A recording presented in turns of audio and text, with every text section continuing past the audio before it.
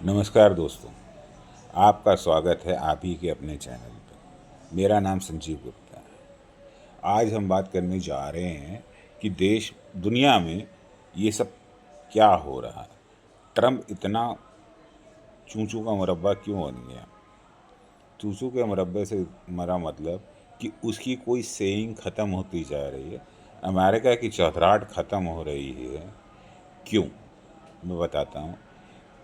अभी इसराइल ने हमास के चक्कर में अमेरिका के बेस के पास कतर में बमबारी की, जिससे कि कतर चौंक गया और कतर के विदेश मंत्रियों के कई सारे ट्वीट्स आए, जिसमें वो कहते हैं अमेरिका से कि हम आपके दोस्त हैं और आप ही के और इज़राइल के कहने पे लिखित आश्वासन देने के बाद हमने हमास के लिए ये नेगोशिएशन टेबल बनाई थी, जहाँ पर हम हमास के लोगों से बंधकों को छुड़ाने के लिए बात कर रहे हैं। अब भाई हमसे तो ना हो पाएगा, तुम हम ही को मार रहे हो और हम नेगोशिएट करके बंधकों को छुड़ाने।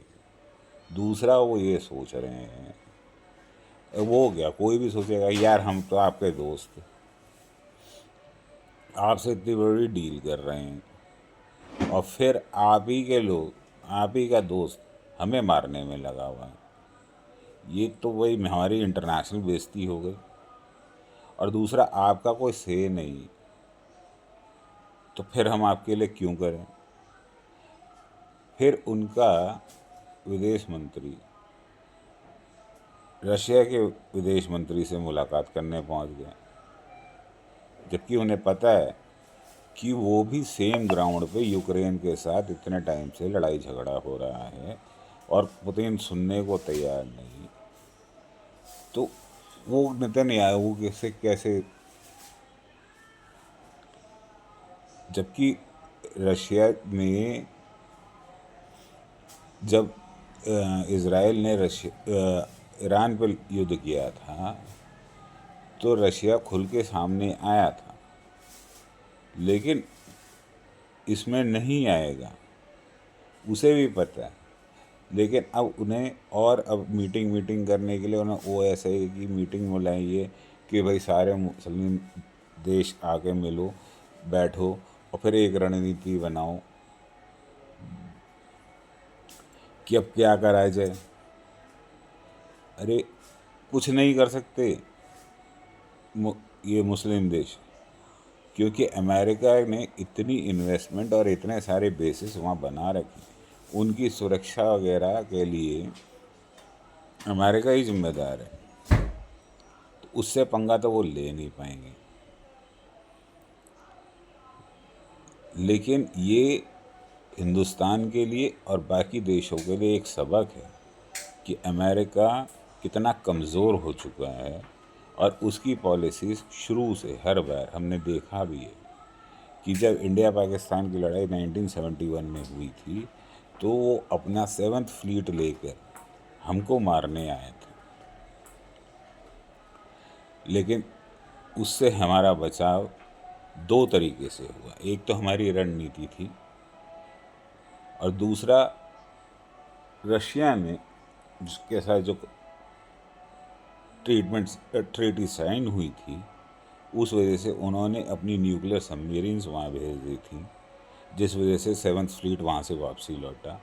लेकिन हमारी रणनीति हमारे जांबाज पायलटों की, जिन्होंने 7 जहाज़ बनाए थे, जिनको कहा गया था कि सुसाइडल जहाज़ तैयार किए थे उन्होंने, उन लोगों का मानना था, उन 7 जाबाज अधिकारियों का, पायलटों का, जिसमें देश की माँओं का खून ऐसा मजबूत है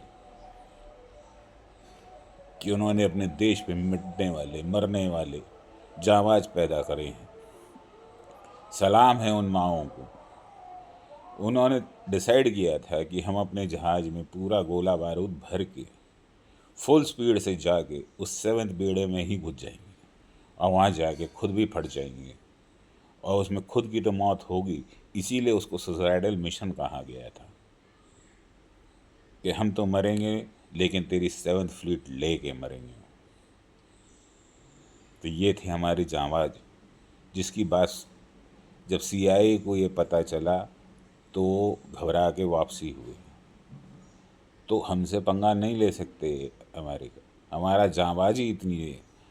आज भी अगर देश के नाम पे हमारे देश में कहा जाए कि बॉर्डर पे चलना है, तो छोटे से छोटा बच्चा भी ईंट उठा के चल देगा। बस हमारी जो है ना, इसी बात में हम नहीं आगे बढ़ पाते कि हम मैकडोनल्ड खाना छोड़ दें, कि KFC खाना छोड़ दें, कोका कोला का बाइकआउट कर दें। तो अमेरिका कभी भी रिलायबल दोस्त नहीं था। अभी आपने एक और कहानी सुनी होगी। कहानी क्या, आपने ये सुना होगा कि ट्रंप ने अब जो है नाटो देश और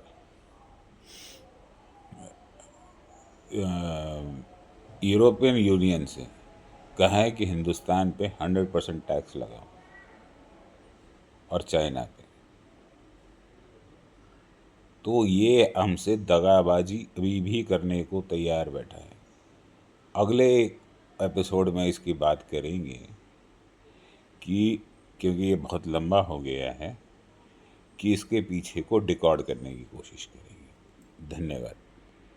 अगर आपको ये अच्छा लग रहा है तो कृपया करके इसको लाइक कीजिए, शेयर कीजिए, ताकि ज़्यादा से ज़्यादा लोगों को ये पता चल सके कि हम हिंदुस्तानियों का खून कैसा है, हम अपने विचारों को किस तरीके से स्ट्रॉन्ग कर सके।